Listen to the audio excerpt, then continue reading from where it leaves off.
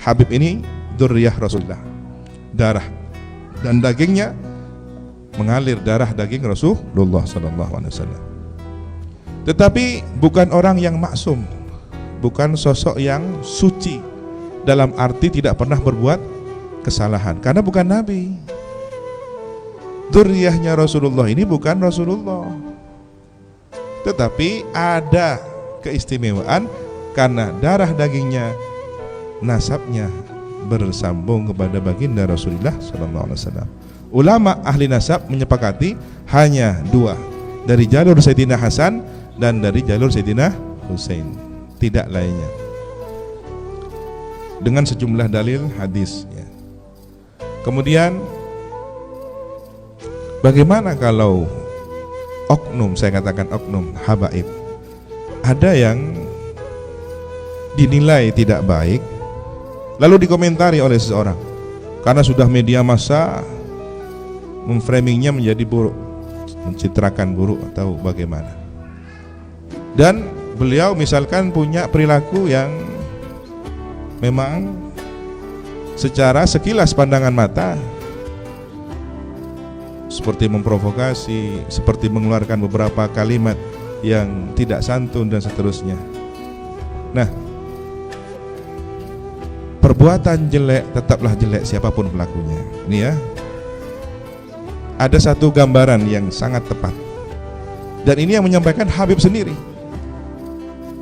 Kalau ada Habib kemudian dia terindikasi melakukan keburukan, itu seperti orang yang mulia kemudian kakinya terkena kotoran, katakanlah teletong ya.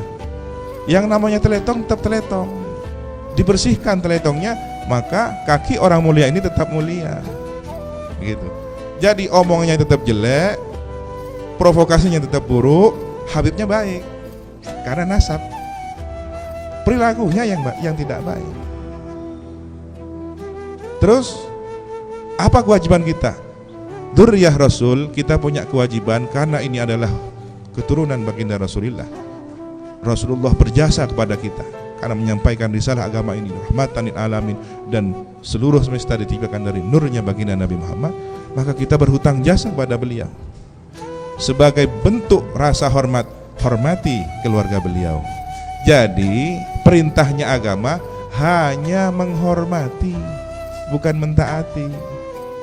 Kalau mentaati sudah ada kaidahnya, la ta'ata li makhluqin fi maksiatil khaliq. Orang tua sendiri kalau nyuruh maksiat gak boleh diikuti, tapi dicium tangannya, berbakti, didengarkan. Tapi kalau suruh nyembah berhala, jangan ikut. Itu anaknya Rasulullah mendidik sahabat, sehingga orang tuanya sahabat terharu masuk Islam karena anaknya tetap baik. Jadi hormati, menghormat,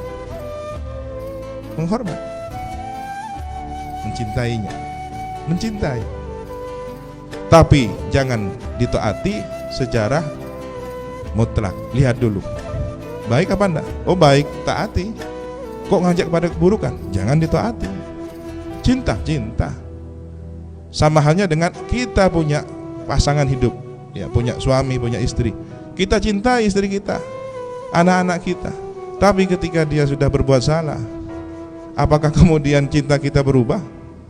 Cinta tetap. Justru karena cinta dinasihati, justru karena cinta dihilangkan keburukannya. Begitu. Terus bagaimana kalau kemudian kena doa itu sebenarnya kening tolah ya, karena gara-gara mencaci maki kemudian stroke ya. Ya jelas, karena ini adalah orang yang harus dihormati dan dicintai, kok malah dicaci maki. Loh, bukankah kita nggak setuju kepada perbuatannya? Kalau Anda menjanjikan perbuatannya, Anda tidak mungkin kena stroke. Berarti ada yang salah dalam cara mencaci makinya.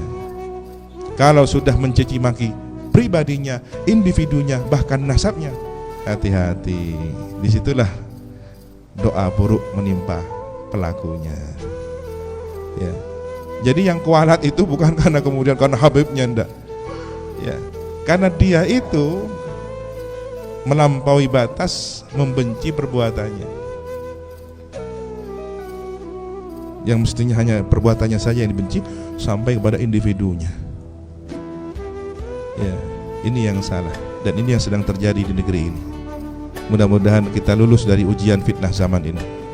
Umat dianugerahi akhlak yang baik.